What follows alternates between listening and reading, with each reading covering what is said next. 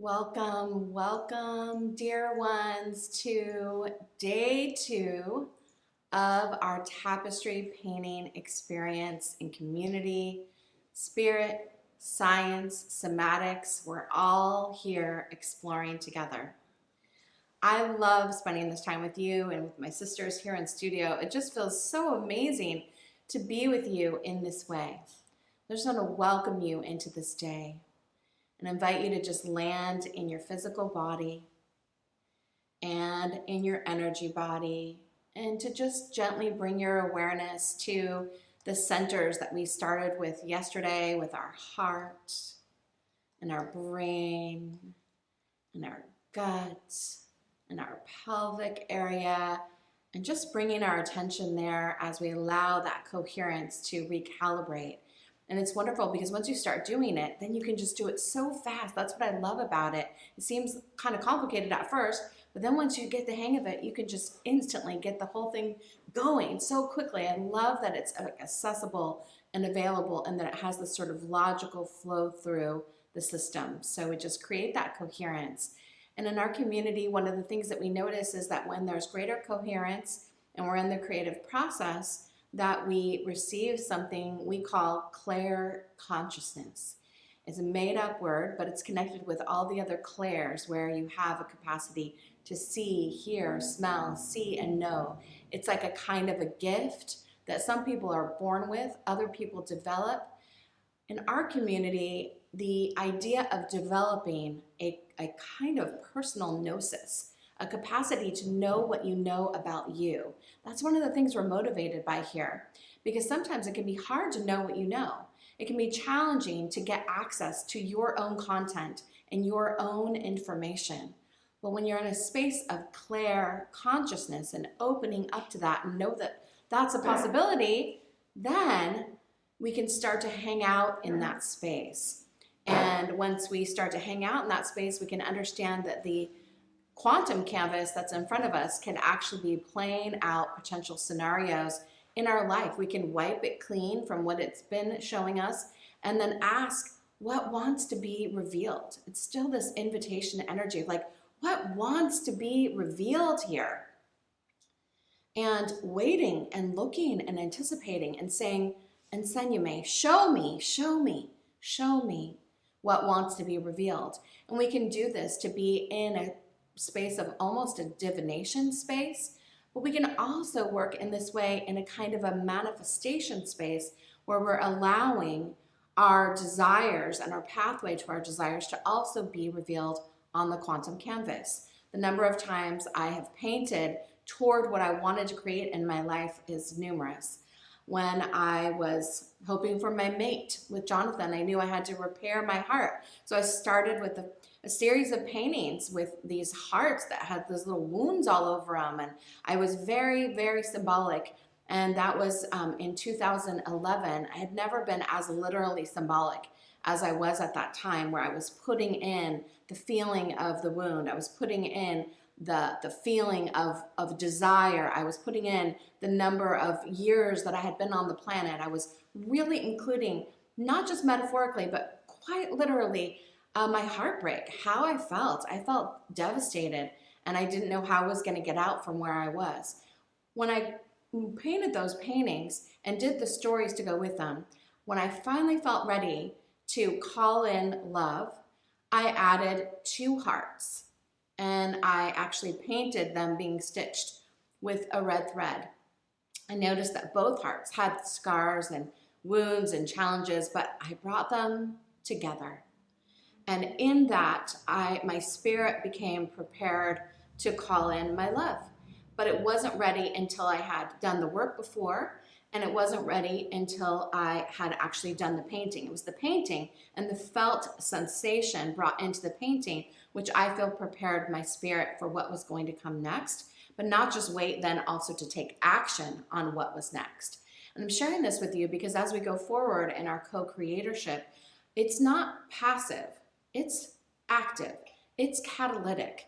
So today, as you explore your intention that you started with yesterday, I invite you to just revisit it a little bit and just see, like, what is my intention today? Is it the same as yesterday, or has something shifted a little bit? And you may consider leaning into today about what is it that you're moving toward? What are you looking to create in your life? What do you desire or long for? Just bring this little extra awareness of co-creating. You have to have something to create around if you're co-creating, right? What are you creating?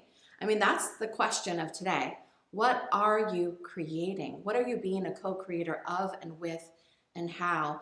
And we're going to paint that archetypal presence right onto the canvas, and you're going to practice that feeling of love, that feeling of receiving, that feeling of being actively engaged in creatorship.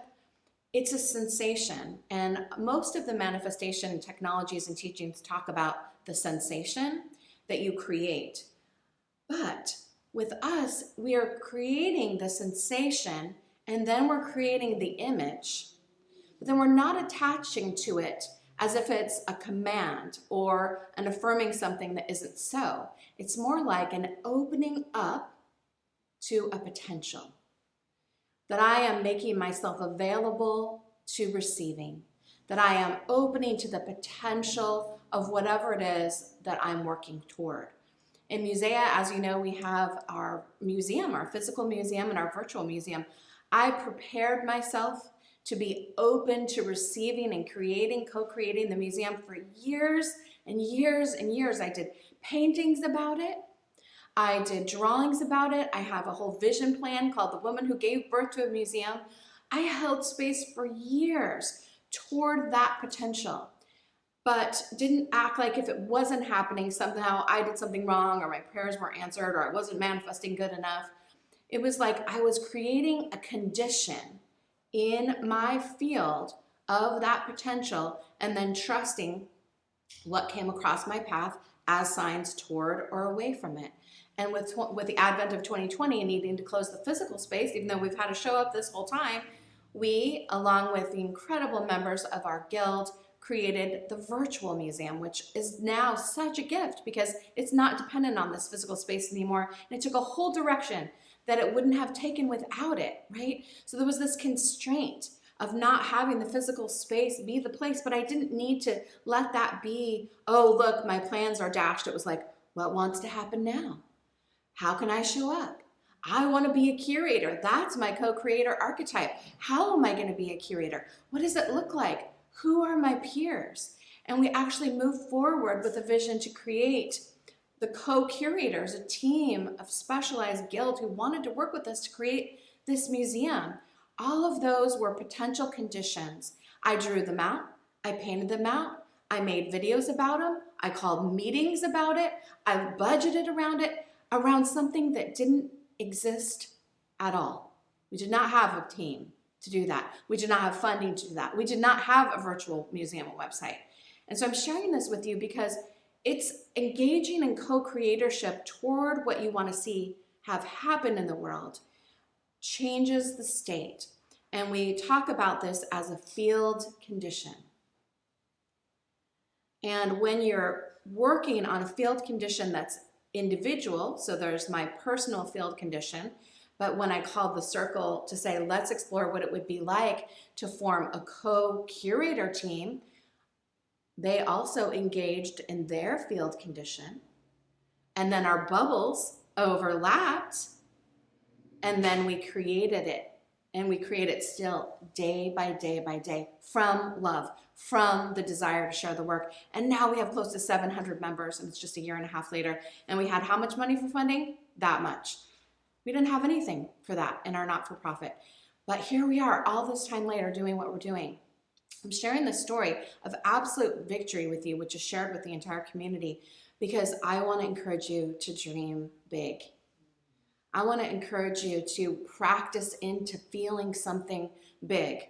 And I don't know about you, but I, right now in my life, with everything that I've been through and the losses that I've experienced, I feel like I need something so big in 2022 that it feels like a gravity. It feels like I'm just not calling it. It's calling me. It's like pulling me toward it.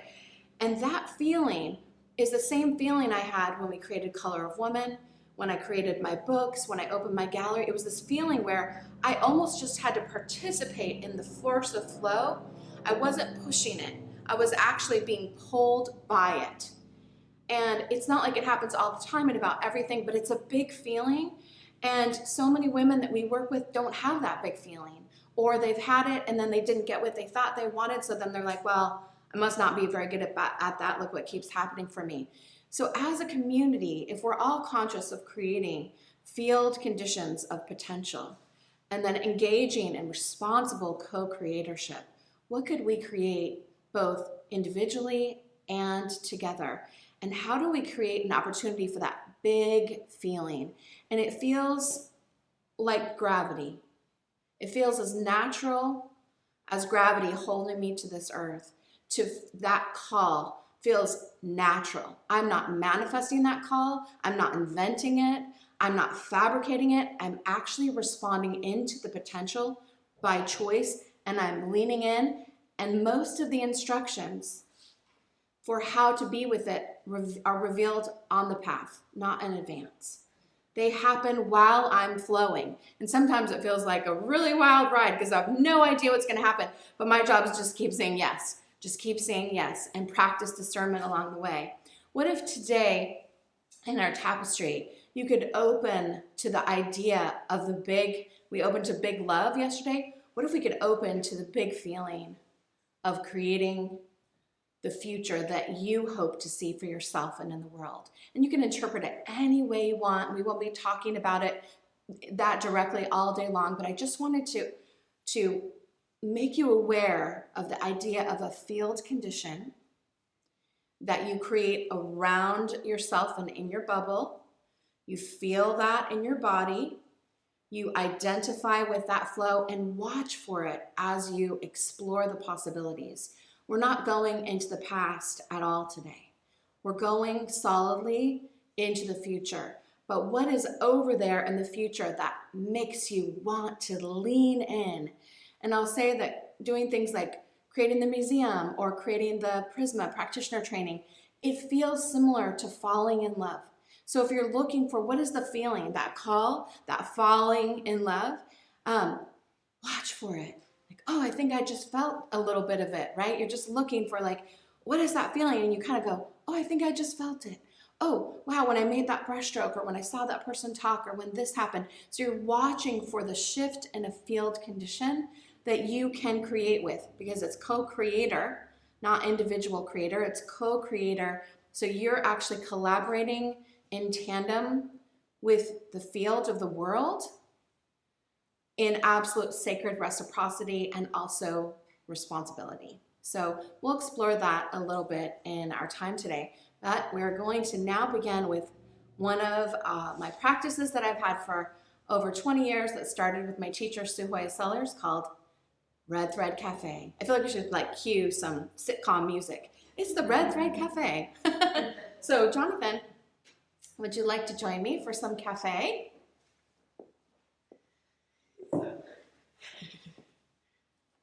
So I'll just say that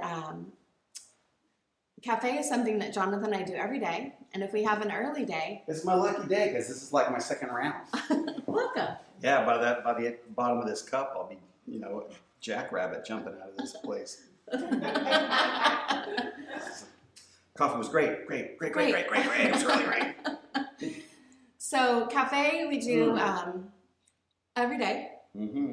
And Sue actually invented it out of not having a studio and going to sit at Denny's with her notebook because she could pay 25 cents for a cup of coffee and stay there all day working. It was her studio. And so as part of our life and our mentorship, she brought cafe, and it's a time that's totally slowed down.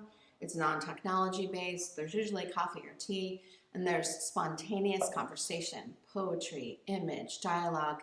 And most of what I share with you in my teachings arises out of this moment. It does. This is always, and well, not always, but often challenging for me because I'll be like, I'll have one sock on and I'll just be like kind of sleepy, and she'll be like, okay, so this quantum mechanics thing. I'll be like, Can we wait till the bottom of the second cup maybe before we really go there?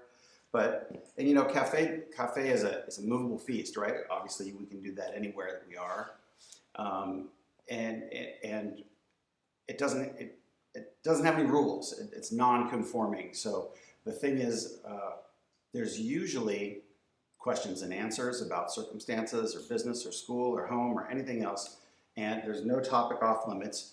And generally speaking, sometimes we read, sometimes we just talk, sometimes I have to like draw out my answers in the morning because I can't really find language for them.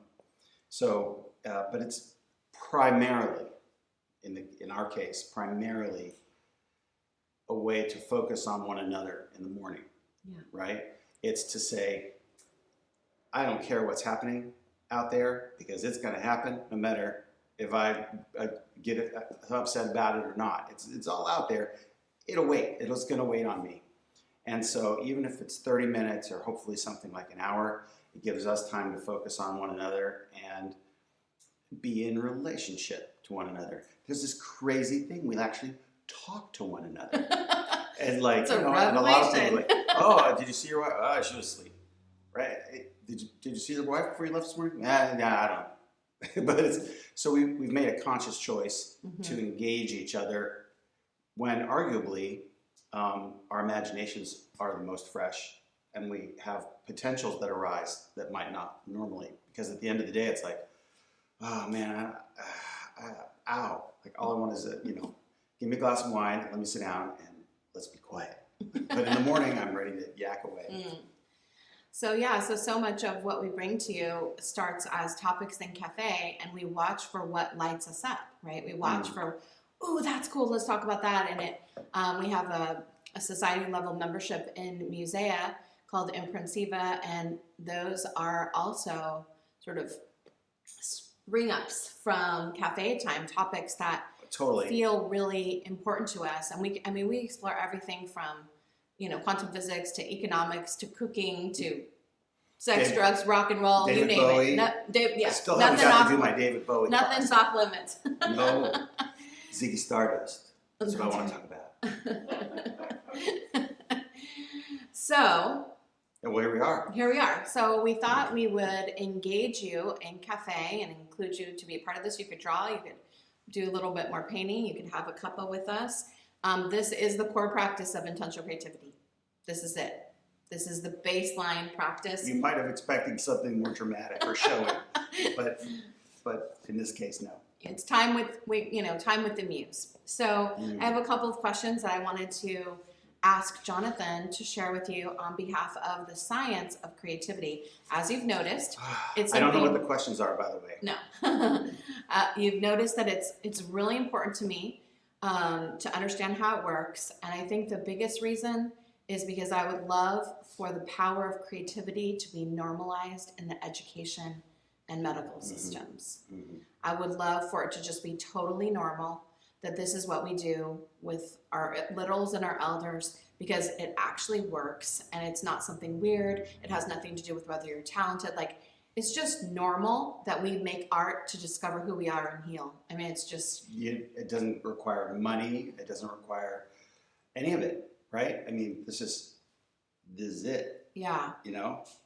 And so it's important to me that we understand how it works, because we may need to bring it into the institutions. We want to normalize it through the science. If you think of like STEM, without the A for STEAM in the educational system in the United States, I don't know if it's global.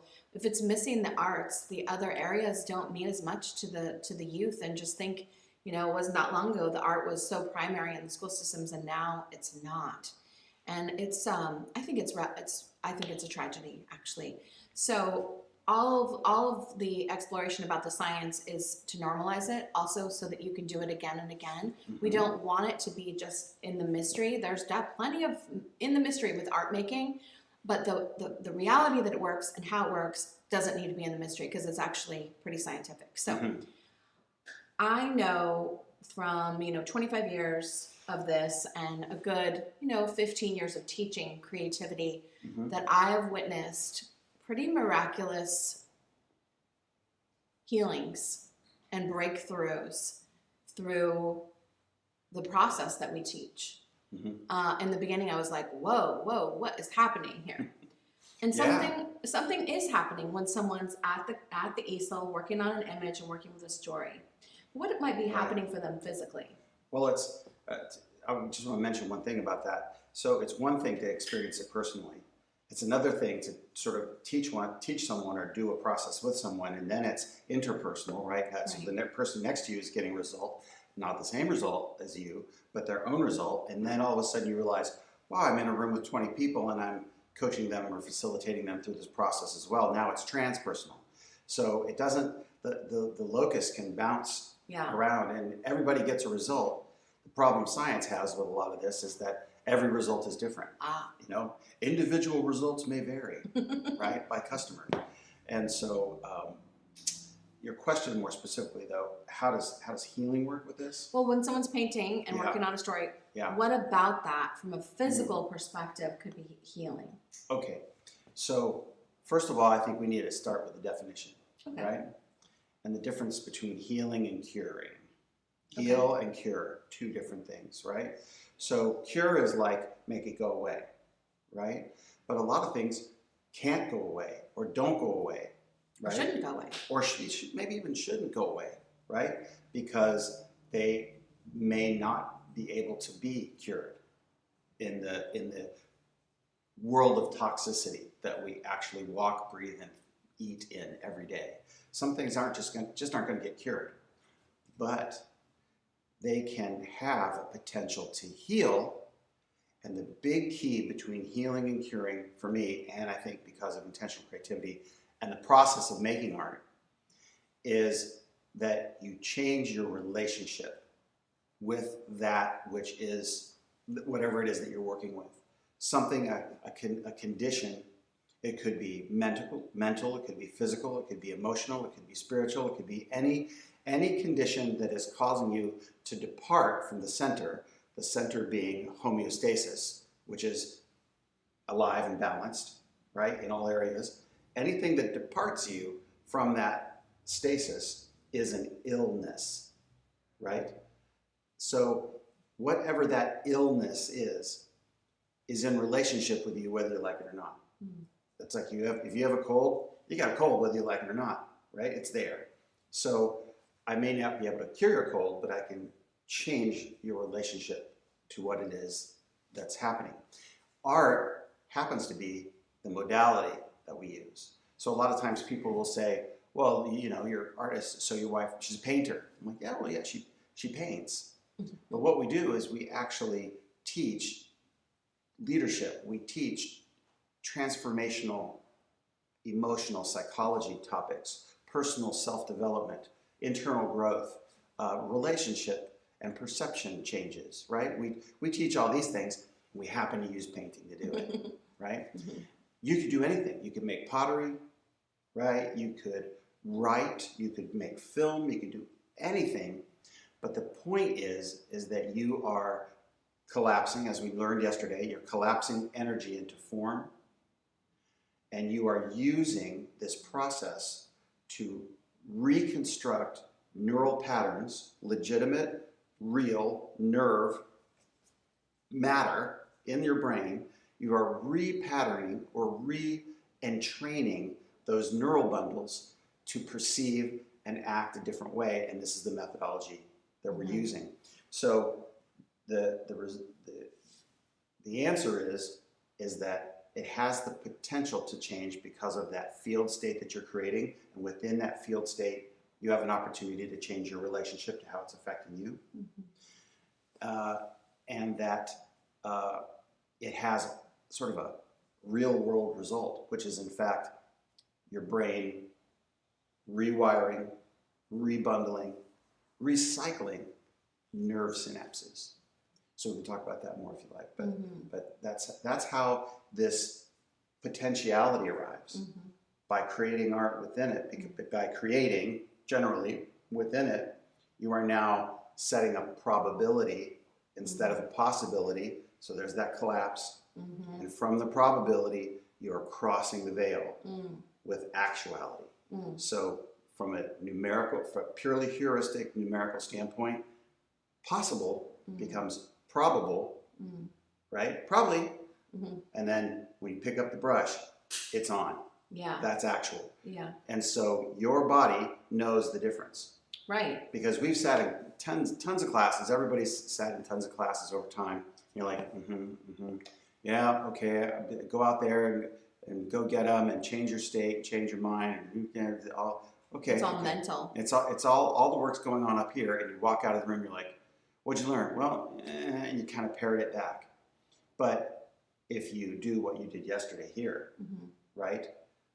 You can't unsee it. You can't undo it. You can't unlearn it because you've taught every cell in your body that this is a new opportunity for us to move or think in a different way. And you start to be able to go toward that knowing that you can have a state change. Yeah, and there's an old pattern. So in my professional career as a teacher and as a trainer over the years, the old adage is forget, remember, right? So that's kind of the pattern that human beings tend to fall into is forget, remember. And so by the third time you start creating as a adjunct modality to access healing for yourself or others, by the third time you've done that, you've begun to not only create a new bundle of wiring in your brain for that specific task and opportunity, but you've also begun to recycle other parts of your brain, because the brain does that. It will tear down and dissolve systems that it no longer needs so that it can apply the resources in another place. Yeah, so that entrainment is beginning to shift. And indeed, every hour, according to Dr. Dawson Church, our dear friend and colleague, every hour that you spend, 1 hour spent on anything that is novel, anything new, and every time you pick up a paintbrush, it's a whole new deal, right? Right. So every hour you spend in an unfamiliar thing, learning a language, playing an instrument, anything like that, you double the number of resources that your brain is giving to that activity. Not a little, not a couple more logs on the fire, double. Yeah. So if the more you continue to study that novel thing or explore that opportunity to change your perception and relationship to that which is bothering you, you are actually telling your brain that I need more resources for this. I need it to double every hour that I'm studying it. And in the doing of that, remember we talked yesterday about being in a rut. Well, a rut is the path that the horse walks down the middle of the road, or the cartwheels make, right, in the road. Those ruts begin to become disassembled by your physical brain, which is what neuroplasticity is, and it just goes, well, it's like a light that you leave on all the time. Well, I don't really need that light on all the time. I'm just going to use it over here. So just like any other organic system. That makes me think about No Dawson. waste. Our friend Dawson Church, he came to our house right in the middle when I was filming a class called The Dance of the Critic and the Muse, which is coming up and is required if you're going to take one of our trainings called Motherboard. And this was my first class I taught on pen and paper, and I was really concerned that it wasn't going to be cool and cause breakthroughs because it was my first time teaching it. I taught it through the Shift Network. And as I was doing the work, I was having all kinds of revelations. And I remember Dawson came, and he was just working on the book Bliss Brain that just came out almost a year ago. And I had tried out an idea on Jonathan, and I wanted to try it out on Dawson. And the idea was... This is when you get shaky, right? Because there's this, he's like a triple blind study, Mr. Research professor dude, and he's done it for years. So it's like... It's like trying to, it's like running a math problem by Einstein. Yeah, I was scared. Right? And I was scared he was going to say that wasn't, what I was about to propose wasn't so, and I'd already taught it in the video. So I was like, just to say that the idea is around the critic, the transformation of the voice of the critic and how it operates. And that my teacher Sue and I actually came up with the premise that it's the same voice as the muse, and just needed to be repurposed. So a lot of the teachings say, cut it off, block it out, radio it down, blah, blah, blah. Nothing worked for people. And so Sue and I were actually teaching at the Institute of Transpersonal Psychology, and we came up with this theory. We're going to try it out on these, psychology students of what if it's the same voice? I'll never forget doing it. And they were like, well, yeah. I mean, no one had thought of it at that point, but I mean, that just started this whole cascade of teachings. So when I was teaching the dance of the critic and the muse, and I came up with this theory, and Dawson was there, I basically said, you know how the critic is so loud, and we hear it all day long. But if you ask somebody, do you hear a voice of kindness or inspiration, the voice of the muse? Most people are like, no, I don't hear voices. But meanwhile, if you're like, do you hear the critic? They're like, yeah, but you don't hear any of the other? No. And I was like, You hear a lot of don'ts and can'ts. Yeah, and a lot of shaming, right? Yeah. And so my thought of, if it's the same voice that travels down the same neural pathway from the brain to conscious awareness, the voice of the critic seemed like it had a pretty large neural bundle. It's got a lot of bandwidth. Right? It does. I said, is it possible that we could reassign the real estate of the neural bundle that the voice of the critic is occupying by choice and ask our brain to map it over to the voice of source, creativity, or the muse instead? Can those same channels be repurposed? So can an individual who's been hearing this crap against themselves their whole life actually say, I am choosing to repurpose these exact same pathways, not build a whole bunch of new synapses, the same channel, and start to hear a different conversation? And this is huge, you all. This is huge. And he was like, well, yes. I was like, yeah. Yes? Yeah. It was like, this rut for sale. Muse is the winner of the auction. So take this rut and use it for yourself. Yeah. He was like, oh, yeah. And it has, and so how does that happen? Yeah. How does it happen? How does it happen that you have this big bundle of neurons that is wired to do nothing but give you nonsense all day, right? To tell you stories that aren't true. Remember the side of the cascade yesterday? Subjugation, right? What are all these things that got inserted in my head? How did they even get there? When did I see that? I've never even seen that. How did I know that word? Right? They sneak them in, man. And so how is it? What was the question? How is it? How would you literally map existing neural bundles where the critic travels and say, hey, Muse, come repurpose this superhighway? The answer to that is, here's the direct answer, gene signaling. So imagine that you have a machine. This machine happens to be a biological machine, and it's called a nerve bundle, right? And this nerve bundle, remember, is part of your brain, not part of your mind. Right. So your brain is electrons, right? It's an electromagnetic field that has physical as well as electrical hardware, right? As a matter of fact, your brain uses 20% of the calories that you ingest every day. It's hot in there.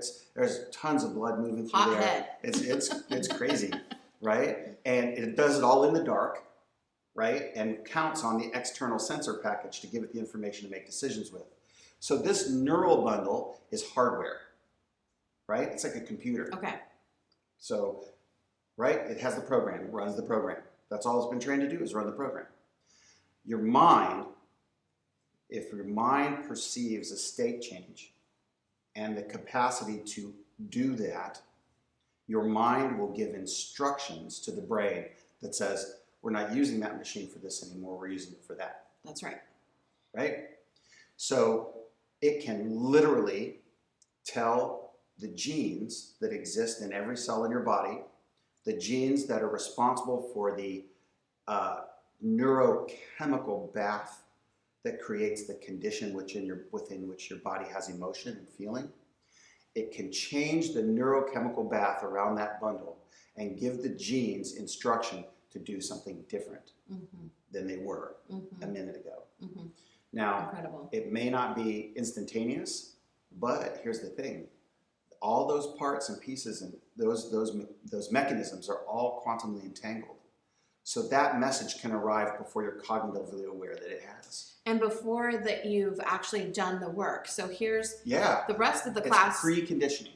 The rest of the class that I taught then for Dance of the Critic and the Muse was how you then start to make that adjustment by flooding the delta of the old critic pathway with creativity. So you actually were backing it up by drawing over and over that That's shape so of important. repurposing and then saying it. And then here's the piece for me as I was teaching it was like, okay, so I'm saying it. I'm asking my brain to make the change. I'm changing the narrative. My body is moving in the shape of the information. There's your haptic feedback. And even right now, as I'm just doing it, I feel those signals moving, and like I start talking really loud, I get hot, I get really turned on and excited. So I'm sometimes in the middle of a cafe, she'll be like, "I gotta go paint." yeah. So She goes. I'm drawing the shape, and then I'm like, oh my gosh, I'm seeing it with my eyes. I'm believing it's happening. My brain now believes that what I'm seeing is so, and then the circuit happens. And so now it's like 40 minutes, and I'm drawing, and I'm speaking, I'm doing the thing, and it has shifted. And then we back it up with practice and with paintings and with other things, but it can't stay the same. And then if a voice of a critic or some other kind of invading voice comes in, you just know you don't belong here. Also, you feel the chemistry shift. You feel like shit, basically, and you're like, you know what? I know you, and we're doing something else here now. And then you redirect, and you redirect, and you redirect until finally the pathways are now fully recalibrated to a more true voice, and the false voices no longer ring so. And it could take time, depending on the amount of programming that you're navigating in the subjugation domain. But I want to affirm for you and give you the hope, and those of you who work with clients, that we really can make this change from this negative self-programming into absolutely creative, positive, clear revelation from within. I want to assure you that we can do this, and we're continuing to work on the science of how it happens, and it includes the body. It's physical. You have to do something physical. You can't just think this thought and then not create it, because your brain won't believe you then. It's as basic at the cellular level as a change in pH. Right. Right? Like 0.1% change in the pH of your brain's chemical bath, right, changes everything that's happening in there. So there are other mechanisms which are pretty geeky, and we won't talk about those, but things in the electromechanical world, right? It's like a battery runs on acid. Right? A capacitor, which is a battery, runs on acid. It doesn't run on sulfur, it runs on acid. And anyway, so yeah, you know, now here's the thing. You say that I'm in this process, now we have a little more understanding about what's going on, and you're going to retrain these neural bundles, you're going to entry them to a new thing, you're going to use your mind, your conscious thought to signal the genes to make the electrochemical changes in your mind, and then you're going to reinforce that. I remember we were painting, when I was in Australia with you, we were painting Apothecary, live on stage in front of 50 people. All I asked them was for a micro movement. And the example I gave is an example I'll give now. So when I met Shiloh, her general opinion was that the best of her life was behind her, because of relationship, because of economics, because she's like, I published books, they didn't sell 1 million copies, right? Like the best of my life is behind me. And all I wanted to do was get her to consider that perhaps the best of her life was beside her. Not even in front, right? But the best of her life was beside her. And that change in field state eventually caused everything to change. Just the possibility, the what if. It's the maybe, it's the possibility. And that's why, that's why science doesn't exactly love this in some ways, because we can't predict what the result is, but the unique factors, the unique internal and external factors are unique to every person on the planet, and results will vary. So thank you for joining us for Cafe, Jonathan. Thanks for joining us, wow, everybody. Usually when we start yelling is when the cats jump off our laps and scratch us. Like, they're out here. Shiloh goes, oh my God. And, and our cat Frida just goes, thanks for Cafe. Thanks for joining us, You're everybody. welcome. Thanks for Cafe. All right, I gotta get back to work. Mhm. I'm on a clock here, people. All right.